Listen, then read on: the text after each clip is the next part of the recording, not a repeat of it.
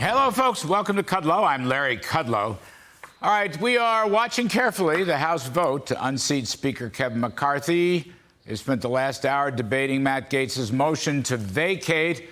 Charlie Hurt, the great Charlie Hurt, is standing by to help us out on this when the vote occurs. But first up, we're going to talk about this stuff. Bond yields are soaring. Stock prices are plunging. And Joe Biden's talking about something called the last gasp of MAGA Republicans. Wow. He might want to take a look in the mirror at the latest batch of polling data from the highly respected IBD Tips poll, just out yesterday. Overall, President Biden's approval dropped 5 points from September's 41% to October's 36%. That's 36% approval. Not much.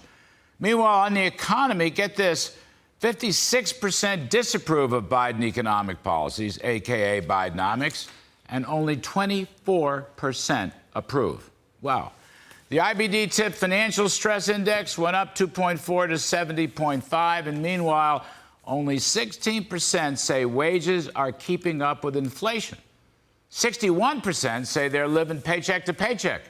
And a new study shows that while both home prices and mortgage rates continue to rise, the typical monthly cost of maintaining a home reached $2,053 in the third quarter. That's the first time ever that figure has gone above $2,000. And the typical monthly payment now consumes 35% of the average national wage of $71,214. Listen, common lending standards call for a 28% debt-to-income ratio.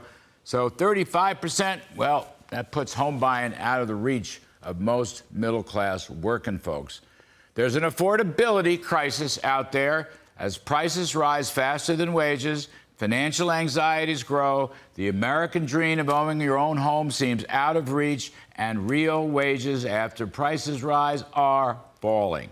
And Joe Biden's radical Green New Deal would end gas-powered cars. Probably up to 1 million folks would lose their jobs in the auto sector alone. So I would suggest to Mr. Biden that this is the last gasp of Bidenomics. And that brings me to my pal Mark Levin and his great new book, The Democrat Party Hates America. Democrats are the party of the state, Mr. Levin argues, and I would heartily agree. At every turn, they want to undermine the Constitution and the Bill of Rights.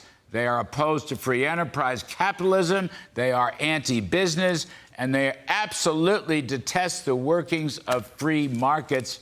Mark Levin talks about how Democrats want to transform America, which is another way of saying they don't like America. They're in favor of the all-powerful central government and a command and control economy.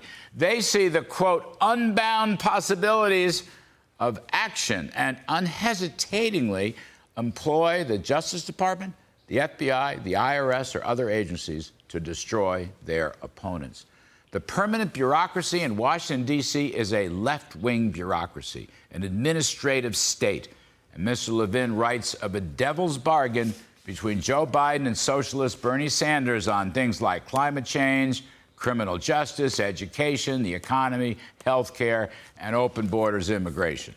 And as a follow-up to his magnificent book, American Marxism, The Democrat Party Hates America is a truth-telling book of the first order. Right now, in courtrooms across America, Joe Biden employing every statist weapon possible to destroy Donald Trump and his presidential prospects. Trump is the archenemy to Democratic Party socialism, be it economic or cultural.